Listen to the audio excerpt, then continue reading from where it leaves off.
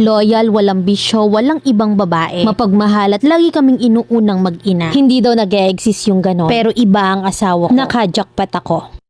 Way back 2012, 13 pa lang ako nang makilala ko siya. Parehas kaming high school at ahead lang siya sa akin ng 1 year. Unang kita ko pa lang sa kanya ay iba na agad ang tama ko sa kanya. And luckily nakilala siya ng classmate ko. Kinuha kasi ng classmate ko yung number niya. And that time, uso pa no ng GM or group message. So kunwari pinapadaanan ko siya ng GM pero yung totoo, sa kanya ko lang naman talaga sinend. Nag-reply siya no ng huyo at nagpakilala ako. Sabi ko, may nagbigay lang ng number mo sa akin yung friend ko, which is yung classmate ko nga. Mula nga nun halos araw-araw ko na siyang ka-text. Pero nung nalaman ko na may jowa pala siya, medyo naglaylo ako nun. 14 years old na ako that time nang bigla ulit kaming nagkausap. Wala na pala siyang jowa kaya naman active na ulit siya sa text. Dumating sa point na nagkaroon kami ng call sign at aaminin ko na gwapo talaga siya. Isa nga siya sa heartthrob ng campus namin Hindi nagtagal ay nanligaw siya sa akin at itong si ate mong girl na kasi nga crush na crush ko siya. Nung tinanong niya ako same day na sinagot ko siya. Sobrang saya namin habang nasa relasyon kami. Lagi niya akong sinusundo sa room ko para sabay kami pumunta sa palengke at ihahatid ako sa paradahan namin. 3 months pa lang kami magkarelasyon ay nalaman kong buntis ako at 14 years old pa lang ako that time. Agad namang kinausap ng parents ko ang parents niya. Pumunta sa amin ang parents niya na may dalang mga pagkain na para bang namamanhikan na. Napagkasundoan na sa kanila ako titira at magpapakasal kami pagtungtong ko ng 18. Wala akong masabi sa family nila kasi sobrang bait at inaalaga nila ako ng sobra. Kahit na nga check off vitamins at pagkain ay hindi sila nagkulang lalo na sa pagmamahal. Ganun din ang asawa ko. Never siyang nagbago sa akin. Mas lalo niya akong minahal at inalagaan. Nag-stop nga pala ako nun sa school habang siya naman ay nagpatuloy. Sabi niya madami daw issue sa school tungkol sa amin pero ano daw bang magagawa nila hindi naman daw sila yung nagpapakain sa amin. Kaya doon ay naging proud ako sa kanya. Hanggang sa nanganak na ako at isang malusog na baby boy. Kamukhang kamukha siya ng papa niya. Nung una mahirap kasi parehas kaming walang work. Parehas pa kaming bata noon. Pero kahit na ganun ay never kaming pinabayaan ng buat parents namin. Lalo na't first apo nila buat side. Kahit nanganak na ako ay wala pa rin nagbabago sa asawa ko. Masipag at mapagmahal pa rin. Minsan may ligalig sa mga gamit niya pero sobrang normal naman siguro noon. Hanggang sa tumungtong ako ng 18. Natuloy na ang kasal namin. Anak namin na nagdala ng singsing namin sa altar. At bilang babae, napakasaya ko kasi kahit na bata pa kami, alam kong nag-work yung relasyon namin. May sarili na rin kaming bahay at motor dahil sa pagsisikap naming mag-asawa. Year 2021 ay nagkaproblema ako bilang online seller. Nascam ako ng 200k sa phone installment na negosyo ko. Kasi tinakbuhan ako ng client ko. Malaking pera na sa akin ito nakapangalan. Nilihim ko yon sa asawa ko at sa pamilya ko at sa pamilya rin niya. Kung saan ako humanap ng pera hanggang sa hindi ko na kinaya. Lumapit ako sa binan ko at nag-open ako ng problema sa kanya. Para sa akin ay bahala na kung anong mangyari. Dumadaan na kasi ako sa depression that time. Hanggang sa nalaman na nila at expected ko na iiwan nila ako sa pagkakataong yon. Pero sila yung naging karamay ko noon. Nag-stop sa work yung asawa ko kasi nga ang gusto daw niya ay nasa tabi niya lang ako. At maisip ko na kahit na ano daw mangyari hindi niya ako iiwan. Hindi mayaman ang pamilya ng asawa ko at sapat lang. Nakakaraos lang sa araw-araw pero kung sa pagmamahal ay umaapaw. 2023, 26 na ako at siya naman ay 27. Ang anak naman namin ngayon ay 11 years old na. Yung lalaking nakilala ko noong 2012 ay never nagbabago. At mas higit pa sa ngayon. Walang bisyo, mapagmahal, masipag at inuuna niya palagi kaming mag-ina. Sa ngayon ay hinaharap namin ang problemang aming pinagdadaanan pero hindi niya ako iniwan sa lahat ng bagay. Siya pa rin ang kasama at karamay ko. Akala ko talaga walang nag-e-exist na ganon. Pero meron. Jackpot ako. Salamat kay Lord kasi kahit maaga kaming nagdesisyon sa sarili namin ay hindi niya kami pinabayaan. Ang lalaki sa buhay ko ay hindi fiction. Nasabi nila mag-exist man daw ay sa anime lang. Pero iba ang asawa ko at totoong may paninindigan. Thank you Mami Len sa pagbasa ng aking kwento. Letter sender, Rain ng Batangas.